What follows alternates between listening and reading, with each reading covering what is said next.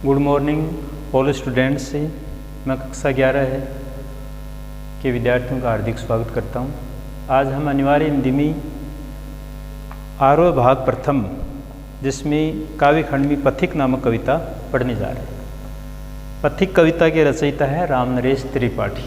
जैसा कि आपने पूर्व की वीडियो में रामनरेश त्रिपाठी के बारे में जाना। रामनरेश त्रिपाठी जो प्रकृति प्रेमी कवि हैं, इन्होंने प्रकृति पर मुग्ध होकर वह प्रकृति से साक्षात्कार होना चाहते हैं, इस पर उन्होंने पथिक नामक काव्य रचना की है। तो पथिक उनका एक काव्य संग्रह है, उसका एक सर्ग एक भाग आपके इस पाठ्यक्रम में शामिल है। तो प्रथम पद्यांश ध्यानपूर्वक सुनिए। प्रतिक्षण नूतन वेश बनाकर रंग बिरंग निराला, रवि के सम्मुख थिरक रही है नभ में वारिद माला। नीचे नील समुद्र मनोहर, ऊपर नील गगन है, घन पर बैठ बीच में विचरूं, यही चाहता मन है। जैसा कि आपने पूर्व की वीडियो में देखा था कि जब भी अपन व्याख्या करते हैं तो सबसे पहले पॉइंट लिखते हैं संकेत। जी, संकेत में प्रथम दो शब्द लिख लीजिए या एक शब्द जो भी। प्रतिक्षण, रिक्त स्थान और अंतिम शब्द चाहता मन है। चाहता मन है, यहाँ तक आपकी व्याख्या है। उसके बाद में आएगा संदर्भ। संदर्भ में कवि, कविता और किताब का नाम। तो आप लिखेंगे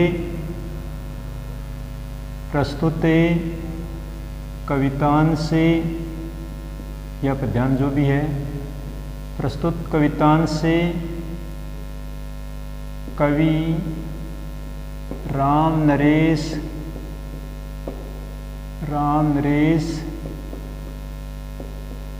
त्रिपाठी द्वारा रचित कविता पथिक से उद्धृत है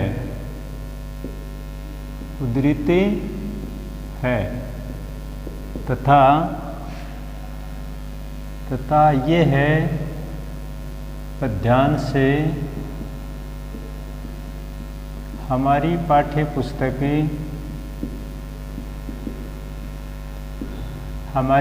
पुस्तकें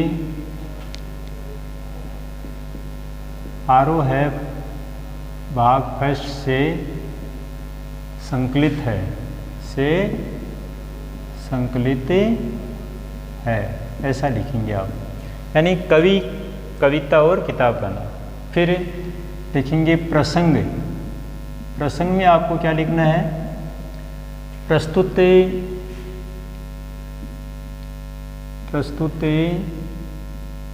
पद्यांश, कविता जो भी आप लिख लीजिए। प्रस्तुत पद्यांश में कवि ने प्रकृति प्रेम का वर्णन किया है। अर्थात कवि प्रकृति से साक्षात्कार करना चाहता है। फिर आप लिखेंगे व्याख्या। व्याख्या में आप विस्तार से लिखेंगे। फिर आएगा विशेष, और विशेष में इसकी भाषा शैली और विशेषताओं के बारे में आता है। प्रस्तुत कवितांश कवि रामनरेश त्रिपाठी द्वारा रचित पथिक नामक कविता से उद्धृत है। ये पद्यांश हमारी पाठ्य पुस्तक आरोह भाग प्रथम से संकलित है। प्रस्तुत पद्यांश में कवि ने प्रकृति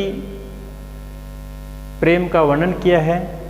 कवि प्रकृति से साक्षात्कार होना चाहता है और प्रकृति के सौंदर्य पर मुग्ध होना चाहता है, ऐसा आप लिख सकते हैं।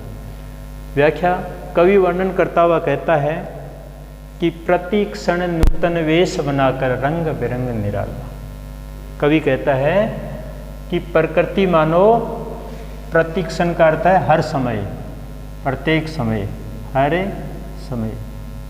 कवि को लग रहा है कि मानो प्रकृति हर समय नई वेशभूषा पहन करके और रंग बिरंगी नई वेशभूषा पहन करके मानो प्रकृति उनके सामने न्यौछावर हो रही है।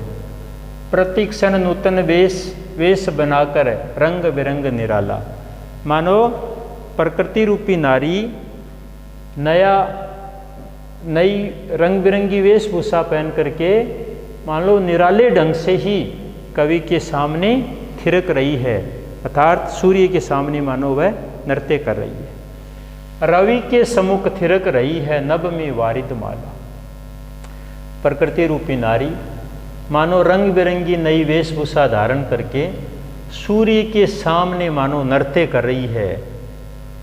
उस समय आकाश में मानो बादलों की माला छाई हुई है, नीचे नील समुद्र, और आसमान के नीचे जो समुद्र का जल है, समुद्र के नीले रंग के कारण समुद्र का जल भी नीचे नील समुद्र, मानो समुद्र भी नीला परिधान पहने हुए है। मनोहर, जो मन को हरने वाला, अर्थात बहुत ही सुंदर प्रतीत हो रहा है।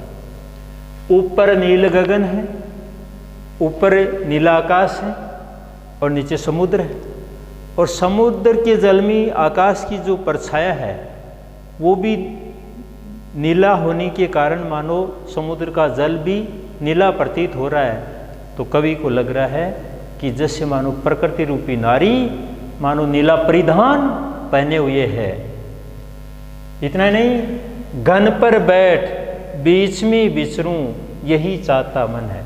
उस समय कवि का मन चाहता है, मानो उस प्रकृति के सौंदर्य को देखने के लिए कवि का मन चाहता है कि वह बादलों पर बैठ करके और धरती और आकाश के बीच मैं विचरण करूं और प्रकृति के रंग बिरंगे परिधान को पहने हुए देख करके मैं उसका दर्शन करूं।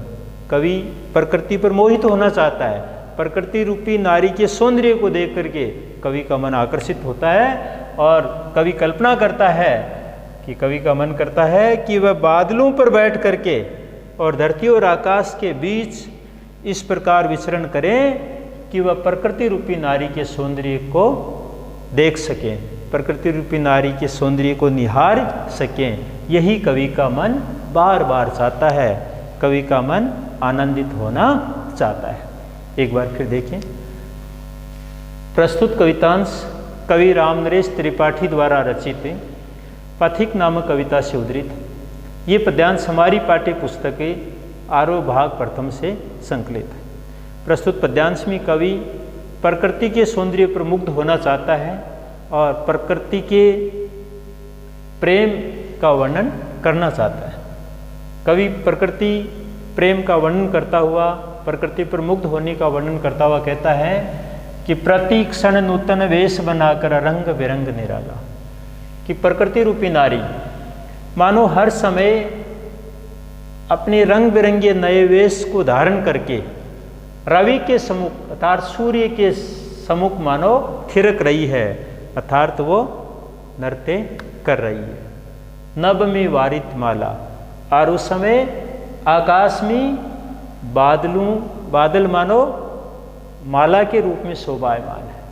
आकाश में जैसे बादलों की माला डली हुई हो, अर्थात आकाश में जैसे बादलों की माला छाई हुई हो और प्रकृति रूपी नारी रंग बिरंगी नई वेशभूषा धारण करके सूर्य के सामने जैसे थिरक रही हो। इस दृश्य को कवि देख करके मंत्रमुग्ध हो जाता है। नीचे नील समुद्र मनोहर, ऊपर नील गगन है। ऊपर आकाश का रंग नीला है और नीचे समुद्र का जल भी नीला दिखाई देता है। तो कवि को लगता है कि प्रकृति रूपी नारी मानो नीला परिधान पहने हुए बहुत ही मनोहर, मन को हरने वाली, बहुत ही सुंदर दिखाई दे रही है।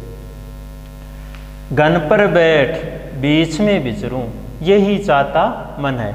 ऐसे में कवि का मन करता है कि वह इस प्रकृति के सौंदर्य को देखने के लिए, उस सौंदर्य को परखने के लिए बादलों पर बैठ करके और धरती और आकाश के बीच में विचरण करना चाहता है। कवि चाहता है कि मैं बादलों पर बैठ करके धरती और आकाश के बीच विचरण करूं और प्रकृति के सौंदर्य को निहारूं। यही मेरा मन बार बार करता है।